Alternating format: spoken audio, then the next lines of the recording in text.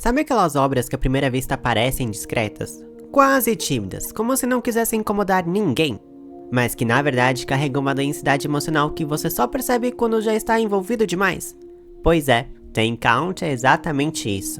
É um mangá que não grita, ele sussurra. Ele não te joga informação, ele te convida a observar. E quando você percebe, já está completamente preso naquele universo psicológico que mistura trauma, afeto, limites, tensão e um tipo de humanidade que pega num lugar estranho da cabeça. Tipo aquele medo irracional de tocar a maçaneta que a gente finge que não tem.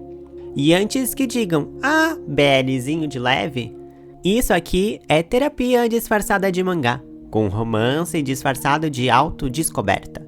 Shirotani é o tipo de personagem que carrega o peso da vida no olhar e nas mãos, envolto em luvas como se fosse uma armadura fina contra o mundo que o assusta. Seu toque relacionado à contaminação não é exagerado nem romantizado. Ele é apresentado de maneira quase clínica, às vezes dura, às vezes triste, mas sempre real. Ele quer viver, quer se conectar, mas tudo aquilo que deveria ser simples, um aperto de mão, pegar no corrimão, existir ao lado de outras pessoas, vira uma batalha interna. E a parte da força emocional da obra vem exatamente disso. Shirotani não é um personagem frágil. Ele é um personagem tentando desesperadamente funcionar. E quem é que nunca esteve nessa posição em alguma escala? Kurose é aquele adulto funcional, que a gente olha e pensa. Ele sabe o que está fazendo. Mas aí você presta atenção e percebe que não. Ele só parece calmo. É o famoso caos organizado. Ele enxerga coisas que os outros não ignorariam. Ele lê o silêncio do Shirotani como se fosse legenda. E mesmo assim, nunca força, nunca invade. Kurose é interessante porque ele também tem um lado obscuro. Uma sombra interna que só começa a aparecer lá pela metade da história. Ele não é o típico salvador. Ele é humano, com defeitos, com passado, com culpa. E é isso que faz a relação entre os dois funcionar. Não é sobre perfeição, é sobre verdade. A história começa com um encontro quase banal. Um acidente de trânsito, uma situação desesperadora. E Shirotani entrando em colapso emocional por não conseguir lidar com a cena.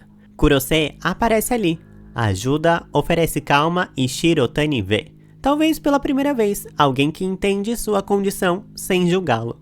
Os dois conversam e aquilo que parece um diálogo simples, surge a fagulha que move toda a narrativa.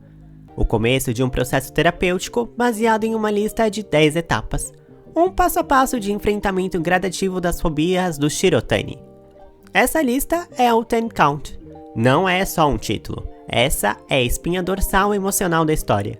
E é o que torna a história tão envolvente.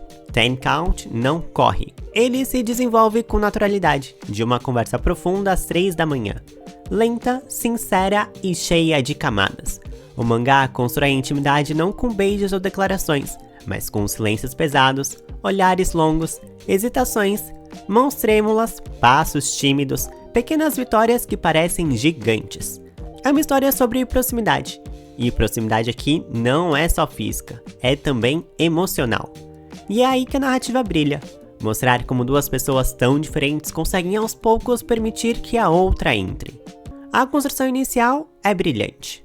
Não tenta te convencer a gostar de ninguém. Você simplesmente gosta. Shirotani começa seu processo terapêutico. Kurose propõe a lista dos 10 passos. E a relação dos dois surge naquele lugar entre o profissional e o pessoal que, digamos, vai começar a complicar. O importante aqui é o começo da vulnerabilidade. Shirotani aceita a ajuda. E aceitar é sempre o primeiro passo e o mais difícil. Aqui a obra mostra sua força emocional. Não acontece nada explosivo, mas acontece tudo o que importa. O desenvolvimento. Shirotani começa a enfrentar pequenas situações que eram impossíveis. E cada vitória é escrita com cuidado. Sem pressa, sem fantasias. Kurose acompanha, incentiva, observa demais. Talvez até mais do que deveria. E o leitor logo percebe algo. Essa relação não é só tratamento. Tem algo ali, algo crescendo. É aqui que os dois personagens começam a mostrar suas falhas com mais clareza. O passado do Shirotani começa a ganhar contornos. O comportamento do Kurose fica mais ambíguo. A tensão emocional e física aumenta. E você, leitor, já tá tão envolvido que começa a aprender a respiração em cenas onde absolutamente nada objetivo acontece. Mas emocionalmente, tudo acontece. O tom muda, a narrativa fica mais densa, mais psicológica. Um segredo começa a rondar a história, e quando você junta as peças percebe que nada ali é gratuito. É drama psicológico, é sobre causa e efeito, é sobre como o passado contamina, e sem trocadilhos, todas as relações que construímos. Tudo aquilo que estava sendo empurrado para debaixo do tapete volta com força. Shirotani encara suas memórias mais dolorosas. Kurose encara seus próprios erros. Um momento pesado, mas necessário e extremamente bem construído. A conclusão é doce e amarga ao mesmo tempo. É real demais para ser romântica no sentido tradicional, mas romântica demais para ser realista pura. A relação dos dois não é perfeita nem resolvida, nem feliz para sempre. É humana, é possível e é honesta. É o tipo de fim que não fecha as portas, na verdade abre. A grande mensagem aqui é: o amor não cura trauma, mas pode ajudar você a ter coragem para enfrentá-lo. E aqui isso tudo é feito sem discursos. A história mostra, a história constrói. Ela deixa os personagens se debaterem, errarem, exagerarem, recuarem. E isso é o maior charme da narrativa. Ninguém ali é perfeito. Todos estão tentando. E tentando do jeito que dá. Que é, honestamente, como todo mundo na vida real.